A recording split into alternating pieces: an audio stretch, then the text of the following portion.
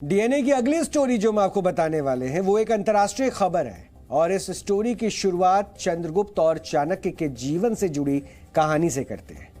चाणक्य अपने सहयोगी चंद्रगुप्त मौर्य की मदद से मगध को जीतने के लिए सीधे मगध पर हमला कर देता है। नतीजा ये हुआ कि युद्ध में चाणक्य और चंद्रगुप्त की करारी हार हो जाती है। इसके बाद उन्होंने रणनीति बदली के बाहरी सीमाओं को जीता। इससे न केवल उनकी शक्ति बढ़ी बल्कि मगध की सत्ता भी कमजोर हुई और इसके बाद चाणक्य और चंद्रगुप्त मौर्य ने सीधे मगध के केंद्र पर हमला किया और मगध पर कब्जा कर लिया। ऐसा ही कुछ अब रूस यूक्रेन के युद्ध में हो रहा है और आज का हमारा यही अगला विश्लेषण है। रूस यूक्रेन युद्ध के 7 महीने से ज्यादा का समय बीत चुका है, लेकिन अभी तक इस युद्ध का कोई नतीजा नहीं निकला और जहां एक और रूस को बहुत ज्यादा नुकसान हो चुका है तो वहीं दूसरी तरफ यूक्रेन भी हार मानने को तैयार नहीं है। और ऐसे में रूस ने अब यूक्रेन के 4 राज्यों को अपने देश में मिलाने का ऐलान कर दिया है और ये 4 राज्य यूक्रेन के कुल क्षेत्रफल करीब 15% है। यानी इस तरीके से रूस न केवल यूक्रेन को कमजोर करने की कोशिश कर रहा है बल्कि इस युद्ध में अभी तक जो हार मिली है उसका बदला भी ले रहा है।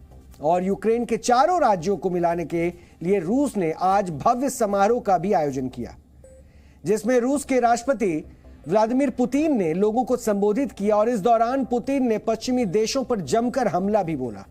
पुतिन ने कहा कि आज पश्चिमी देशों में रूसोफोबिया हो चुका है और पश्चिमी देशों ने रूस को नुकसान पहुंचाने की कई बार कोशिश भी की है। पुतिन ने यह भी कहा कि पश्चिमी देश रूस को एक कॉलोनी बनाना चाहते हैं और रूस के लोगों को अपना गुलाम, लेकिन वो ऐसा होने नहीं देंगे। पश्चिमी देशों के नियमों के मुताबिक रूस फैसला नहीं लेगा। यूक्रेन के 4 राज्यों ने रूस में मिलने का फैसला किया है और उसे रूस में मिला लिया गया है। हालांकि आज पुतिन ने यह भी कहा है कि वो यूक्रेन से बातचीत को तैयार है, लेकिन इन 4 राज्यों पर अब यूक्रेन से बातचीत नहीं होगी। अब आपको समझाते हैं कि रूस ने यूक्रेन के किन 4 राज्यों को किस तरीके से अपने देश में मिला लिया है।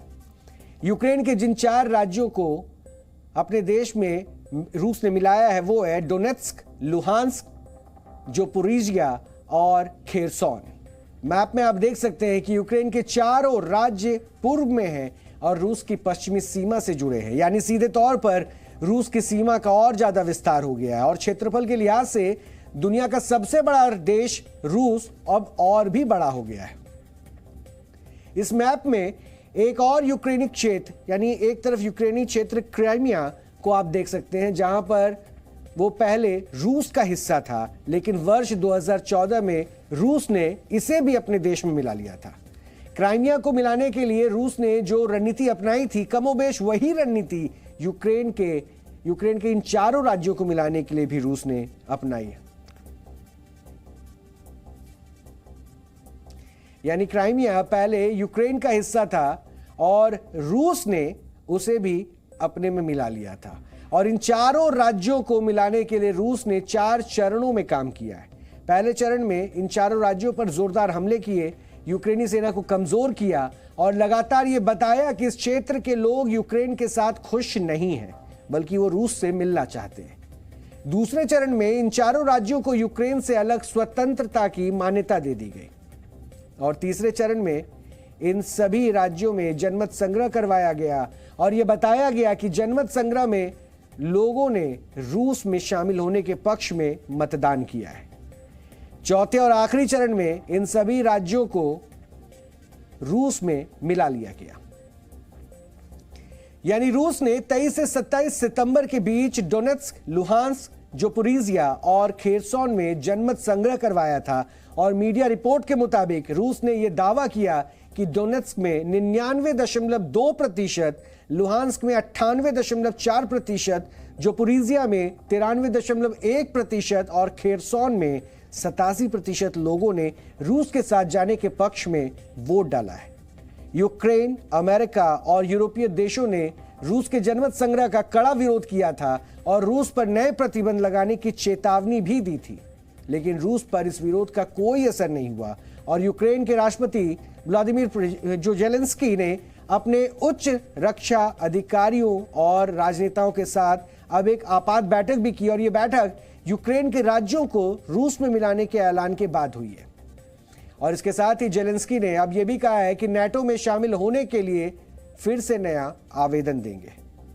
ऐसा माना जा रहा है कि इन राज्यों को रूस में मिलाने के बाद अगले हफ्ते रूस की संसद को पुतिन भी संबोधित करेंगे और अगले हफ्ते ही 7 अक्टूबर को पुतिन का जन्मदिन भी है।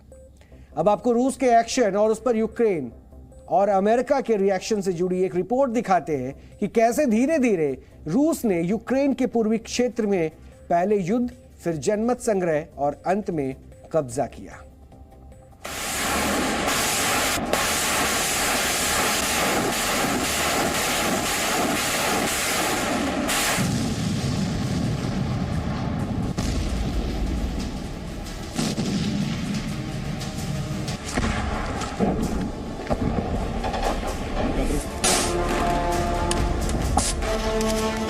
Владимирович Путин.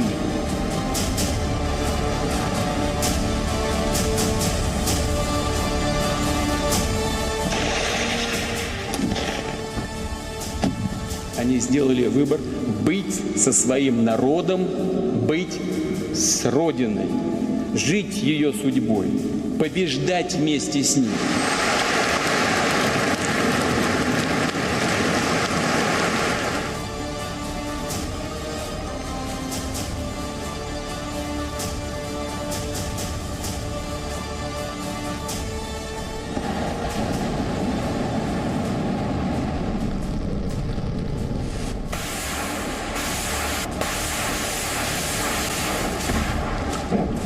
Это позор и вранье с какими-то псевдореферендумами, с какими-то признаниями и аннексиями закончится для России еще большим позором. Никто не должен участвовать в позорной войне. Дагестанцы не должны погибать в Украине.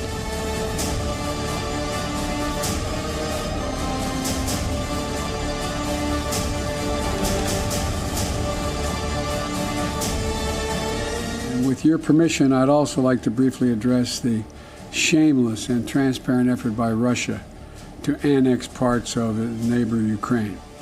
The United States, I want to be very clear about this, the United States will never, never, never recognize Russia's claims on Ukraine's sovereign territory. This so-called referenda was a sham, an absolute sham.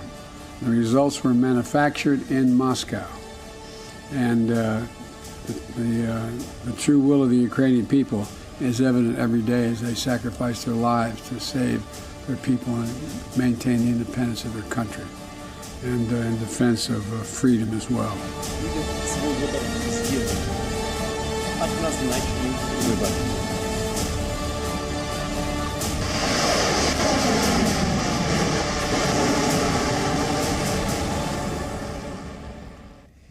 रूस के फैसले के बाद America ने रूस के 1000 से ज्यादा फर्म पर प्रतिबंध लगा दिया है और अमेरिका ने यह भी कह दिया है कि वो रूस के कब्जे को मान्यता नहीं देगा। साथ ही यूक्रेन को और हथियार देने का भी अमेरिका ने ऐलान कर दिया है। और अमेरिका के ऐलान के जवाब में आज पुतिन ने भी ये साफ कर दिया कि अपनी जमीन की रक्षा के लिए कुछ भी कर सकते हैं और ये चारों राज्य अब उनके क्षेत्र हैं। यानी सीधे तौर पर पुतिन ने आज पश्चिमी देशों को भी चेतावनी दे दी है कि अगर इन राज्यों पर पश्चिमी देश कोई कार्रवाई करेगा तो इसे रूस खुद इस पर हमला मानेगा। हालांकि यूक्रेन के आने वाले दिनों में इन चारों राज्यों में हमले तेज करने की भी बात कही है। इससे तो ये लगता है कि ये रूस यूक्रेन युद्ध खत्म होने के बजाय और ज्यादा भीषण हो जाएगा।